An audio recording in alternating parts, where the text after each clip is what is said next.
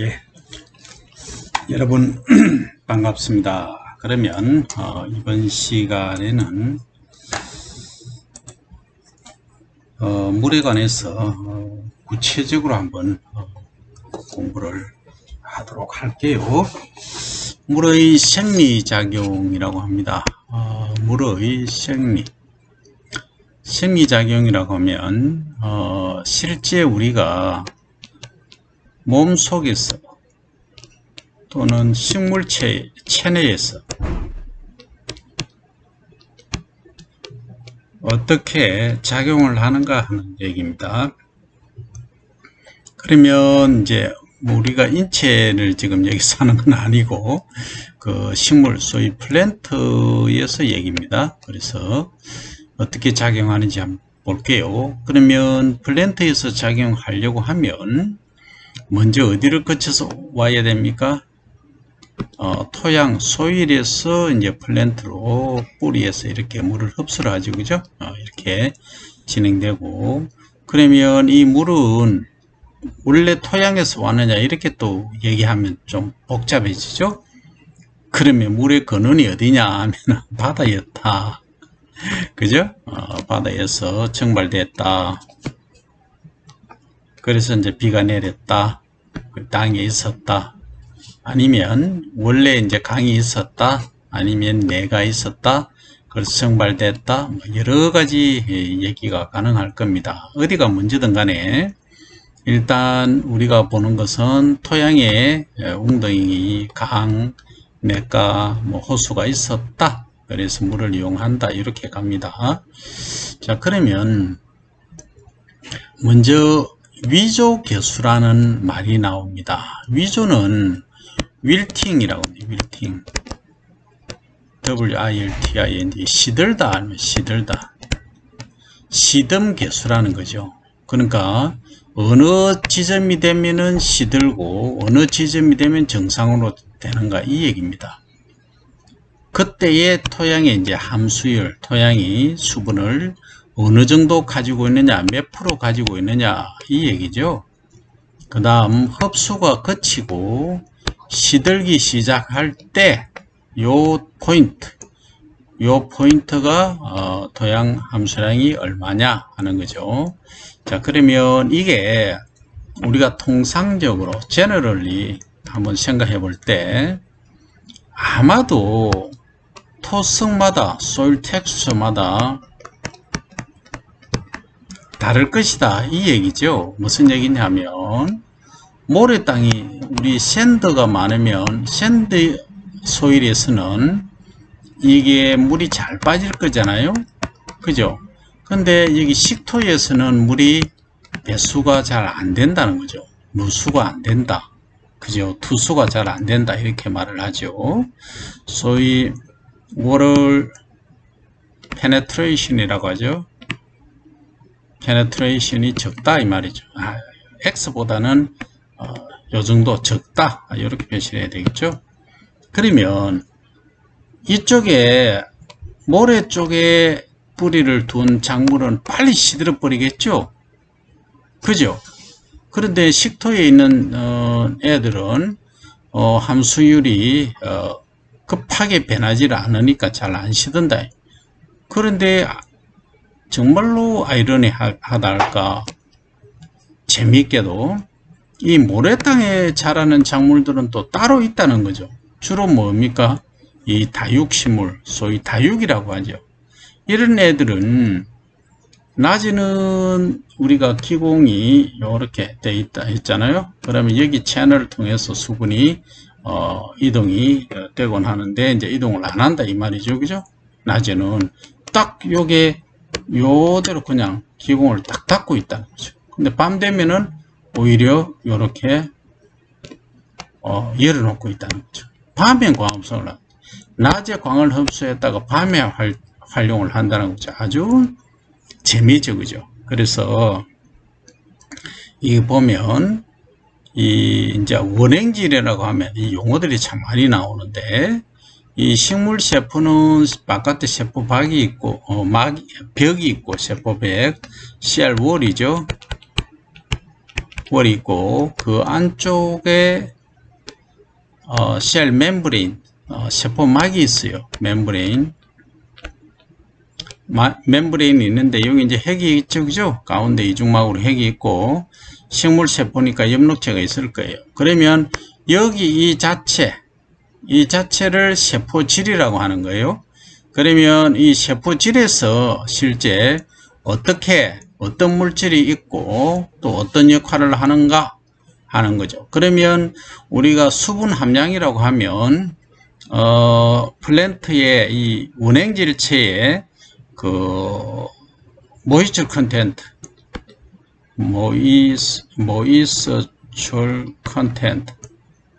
컨텐트가 몇 프로냐 하는 거죠. 그러면 이제 다육식물 같은 경우에는 뭐 90%, 그 다음에 다접식물 같은 경우는 7, 80%, 그 다음에 목질부는 50% 내외. 요 상태가 원행질을 어느 정도 유지하는 상태다, 이렇게 이야기를 한다 이 말이죠. 그럼 뭐 다육이로 가면, 다육이는 여러분들 많이 키우는 거 아시죠? 예. 그래서 이 다육식물들은 주로 이제 요즘 시골의 온실 같은 데서 선인장류를 많이 키우고 있습니다. 그죠? 예, 그게 이 다육입니다. 그 다음에 목질부라고 하는 것은 주로 이제 나무 트리를 말하죠. 트리에 안에 나무가 있으면, 나무 이게 줄기라고 가정하면 여기 이제 요 껍질이 피층이 있을 것이고 여기 전체가 목부잖아요. 여기 목부입니다. 그러면 요 바깥에는 물이 수분과 양분이 이렇게 이동하죠, 그죠? 위에서 아래로, 아래서 위로 이동하는 통로고, 그 다음에 요 안에 요 심부, 일반적으로 나무로 되어 있는 심, 이 부분은 목질부 이렇게 말한다, 그죠? 이 목질부는 주로 뿌리에서 흡수한 양분과 수분이 이동하는, 주로 수분이 이동하는 통로다, 이렇게 말을 한다 하는 거죠. 그래서 이 목질부에서는 소위 윌팅 포인트가 위조점이 50% 근처다. 그 다음에 다접식물은 7, 80%다. 다육이는 90% 이상이다. 이렇게 하는 거죠. 자, 그러면 이 수분이 하는 기본 역할은 뭐냐 하는 거죠. 수분은 식물세포 원행질 생활을 상태를 유지한다. 아까 식물세포 여기 있었잖아요. 이거 좀 치우고 갈게요.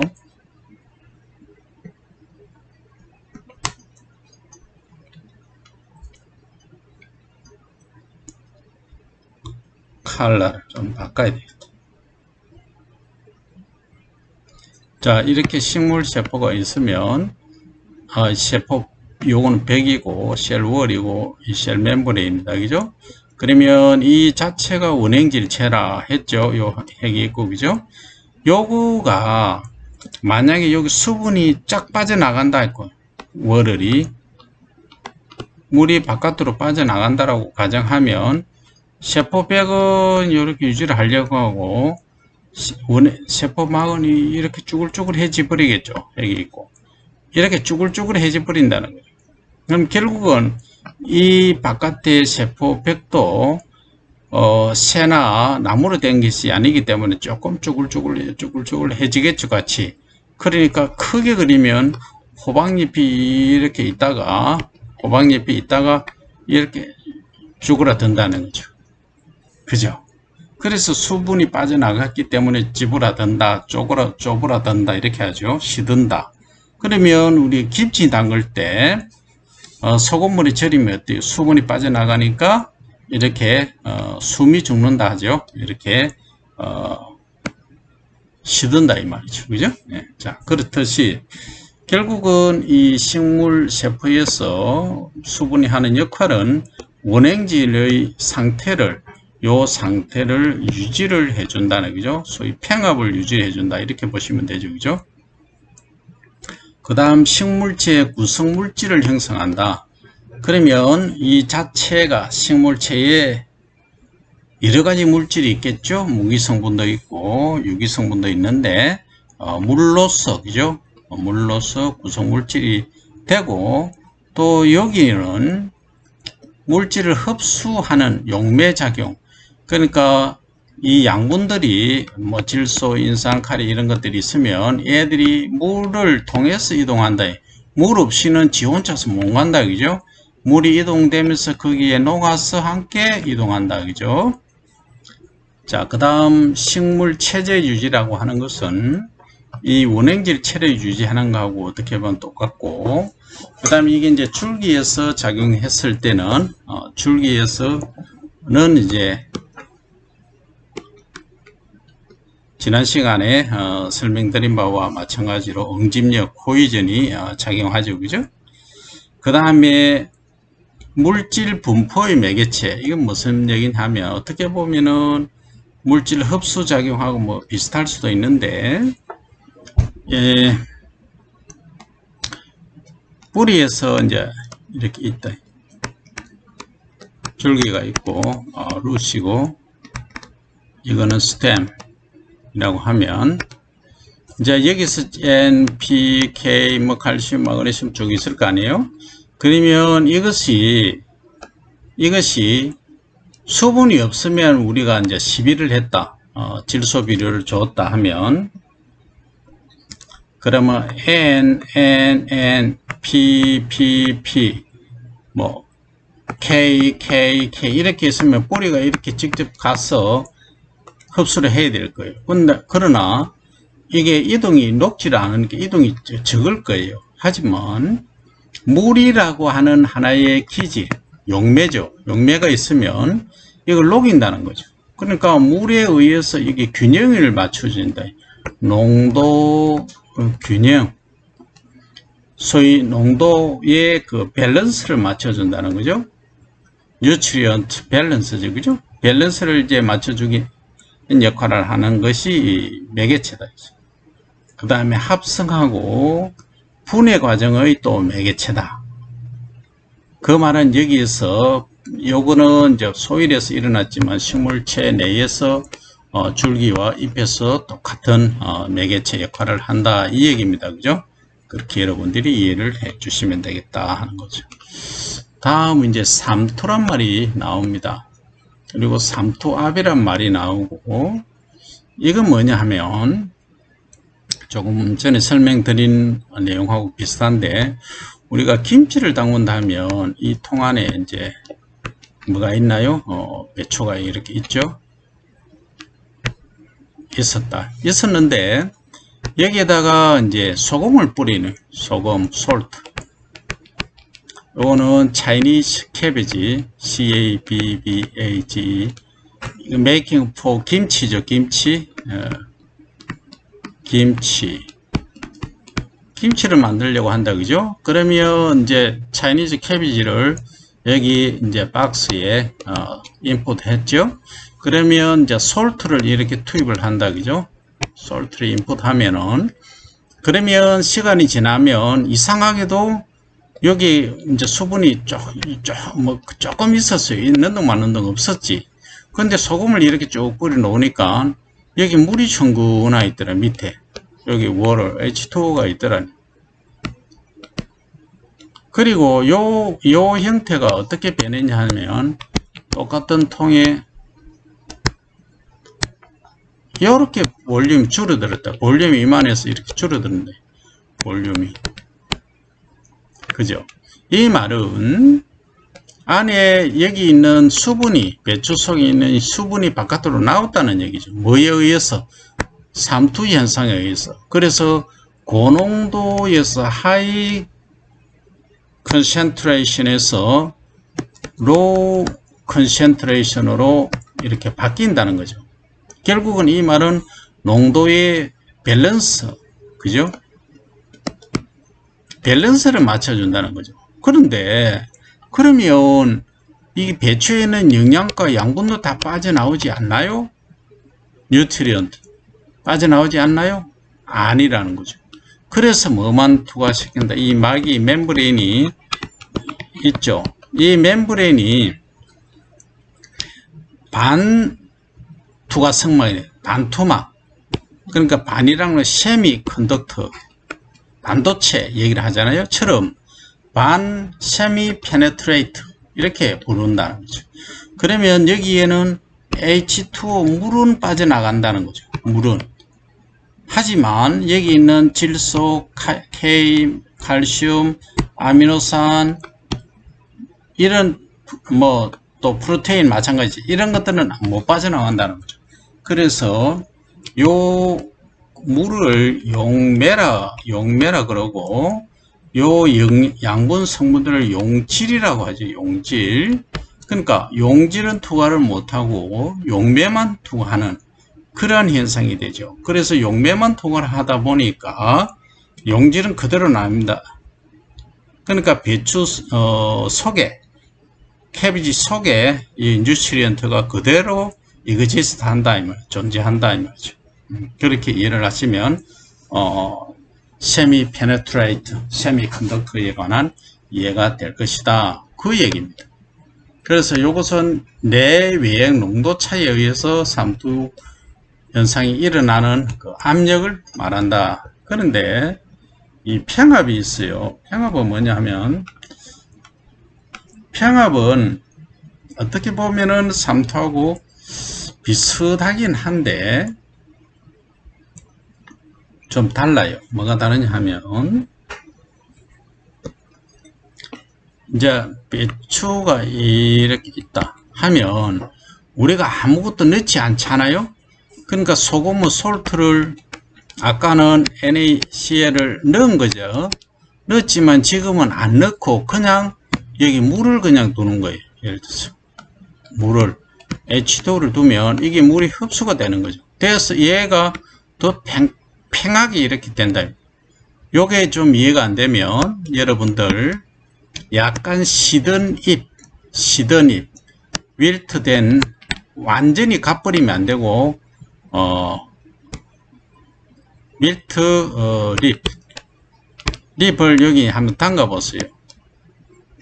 요렇게 물에다가 담가 놓으면 처음에는 뭐 너무 잘 그리 뿌리네. 처음에는 요게 스타트가 그 물에 담가 놓으면 요 잎이 이래 찌부러들었다. 수분이 부족했는데. 근데 시간이 5시간, 8시간, 10시간, 아우 이렇게 경과함에 따라서 얘들이 이렇게 팽팽하게 된다 이 말이죠. 그 말은 수분을 흡수를 했다는 거죠. 안에 있는 수분이 바깥으로 빠져나간 게 아니고 수분을 흡수를 해서 여기가 팽팽하게 된다는 거죠. 이 전체가 잎이 팽팽하기 위해서는 각 세포 하나하나의 세포백에 있는 요 안에 원행질이 여기 팽팽하게 물이 꽉 들어차 있다는 거죠. 이 말은 여기에 있는 뭐 수가 그죠? 이 농도가 용질이죠. 용질의 농도가 높기 때문에 컨센트레이션이 높기 때문에 그죠? 물이 이렇게 들어오는 거예요. 균형을 맞추려고 하고 아까 삼투 현상하고는 어떻게 보면은 역으로 거꾸로의 반응이죠. 그래서 아주 이 중요한 역할을 한다 하는 거죠. 그래서 평압에 의해서 세포막 늘어남 탄력성에 의해 다시 수축하려는 어떻게 보면은 늘어났잖아요. 근데 뺑뺑하다는 거는 수축하려고 하는 압력, 받치는 압력, 그게 평압이다. 우리가 표현을 할 때는 그렇다 하는 얘기입니다. 그 다음에 이제 흡수압, 확산압, DPD라고 합니다. DPD는 뭐냐면 디퓨전 압력이다. 확산 압력, 디퓨전 프레스, 디프리시트 디프런트 요거 D 하면 그래서 DPD 하면은 요것은 흡수압, 확산압 차는 뭐냐면 삼투압하고 아까 캔디는 평압에서 캔디는 마갑을 삼투압에서 뺀 거예요. 요 뺀 게 뭐냐면 세포 사이의 수분 이동 거리라는 거죠. 그 요거 여기 예를 들어서 마갑이 크면 클수록 팽팽하다는 말은 이 수분이 이동을 못 한다는 얘기고 막압이 적으면 수분이 많이 이동한다 이 얘기죠. 그죠? 예. 그래서 아까 반투막 이렇게 얘기를 했잖아요. 이것도 예를 들어서 막압이 커서 수분이 이렇게 못 나가도록 막는다고 하면은 이게 수분 이동이 DPD가 적다는 거죠. 근데 여기 뭐 수분이 적어서 압력이 적다 예를 들어서 압력이 없다 하면 그냥 술술술 빠져나가겠죠. 그러면 이동이 많이 된다. 그 다음 SMS는 뭐냐면 Soil Moisture Stress라고 하는데 이것은 토양 수분 스트레스인데 말 그대로 토양의 수분이 부족하면 스트레스 많고 충분하면은 적고 너무 과잉하면 또 문제가 되겠죠. 그래서 이것은 수분 보유력 더하기 삼투압이라는 거죠. 이 토양 입자가 있으면 이 토양 입자가 H2O를 수분을 홀딩할 수 있는 가질 수 있는 보유력 힘에 더하기 이제 삼투압 아까 얘기했잖아요. 그죠? 이 반토막을 뚫고 나가는 압 그걸 말하는 거죠. 그래서 이것은 또 작물 뿌리의 수분 흡수는 어떻게 이루어지느냐 하면 요 DPD하고 DPD 세포 사이의 수분이 이동하는 이동 거리 그죠? 이동력 요거에 SMS를 뺀 거죠. 그러니까 토양 수분 스트레스 지수가 크면 작물 뿌리 수분이 여기 크면은 흡수를 잘 못하고 그죠? 근데 요 이제 SMS가 작으면 뿌리가 잘 흡수를 한다 이 말이죠. 그죠? 그래서 수분 보유력하고 삼투압 요걸 SMS 요거에 어느 정도냐 보유력이 크다 하면은 수분 이동이 어렵고 수분 보유력이 약하다 하면 수분 이동이 쉽다. 그 다음 평균이라고 하는 것은 늘어난다는 거죠. 아까 원행질체 했잖아요. 요거 원행질체가 팽팽한 거 평균. 요것은 세포의 수분이 최대 흡수, 소위 DPD, 요 DPD죠. 확산하고자 하는 이 압이 제로일 때, 요거는 가장 뭐한다? 평균 상태에 있다. 가장 많이 늘어나 있다. 이 말이죠. 그리고 원행질 분리라고 하는 것은 여기에서 여기에서 요게 이제 이렇게 찌부러든다는 소리죠. 요게 분리 벽하고 막하고 이렇게 분리된다 이 얘기예요. 분리는 외액 농도가 높을 시 세포액이 수분 외액으로 이동해서 원행질이 이렇게 바깥으로 빠져나가 버려서 이제 세포막에서 요게 분리가 되는 현상을 말한다. 여기서 이제 아까 통칭해서 바깥을 셀, 월, 세포, 벽 이렇게 얘기했고 그 다음에 요것을 안에 거를 전체적으로 원행질체라고 했는데 세포막, 셀 멤브레인이라고 했죠. 그죠? 그 안에 있는 요게 뭐다? 원행질이다. 이렇게 이해를 하시면 되겠다. 그죠? 그래서 이번 시간에는 흡수압, 삼투압, 평균, 원행질 분리까지 공부를 했습니다. 조금 복잡할 수 있는데 이해를 하시면 되겠습니다.